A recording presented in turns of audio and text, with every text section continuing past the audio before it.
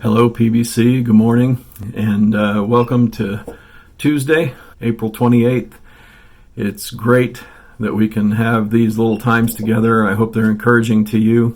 And remember, pretty soon, probably before May 10th anyway, we are probably going to be starting up gatherings again.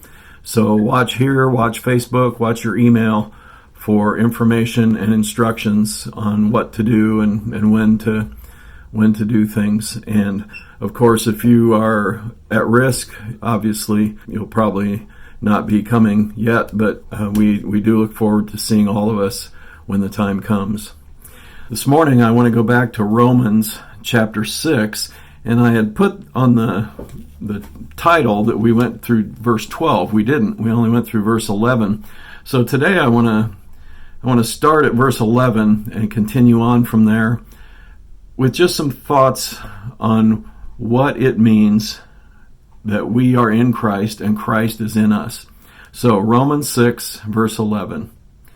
So you also must consider yourselves dead to sin and alive to God in Christ Jesus, because the death he died once for all, and the life he now lives to God is ours in Christ. Now, verse 12, let not sin, therefore, reign in your mortal body to make you obey its passions.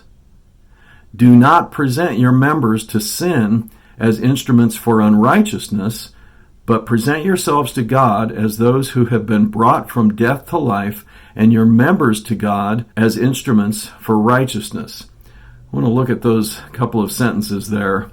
Do not let sin reign in your mortal body. Do not present your members to sin as instruments for unrighteousness, but present yourselves to God as those who have been brought from death to life, and your members to God as instruments for righteousness. So think about this. Our interaction with sin is based on the commands of God to not do something. Don't let sin reign, which means we could let sin reign, but God says don't. Don't let sin reign in your mortal body. You don't have to obey its passions. Don't present your members to sin for unrighteousness. We could, but we shouldn't, because now, restored to God in Christ, we are to present ourselves to God as who we are, alive from the dead, and present our bodies, our members, to God for God's righteousness to be shown. For sin, verse 14, for sin will have no dominion over you, since you are not under law, but under grace. Sin will have no dominion over you, believer. You're not under law. You don't have to do what sin says anymore. You are under grace from God in Christ. Wow, what great news the gospel is. Have a great day in Jesus today.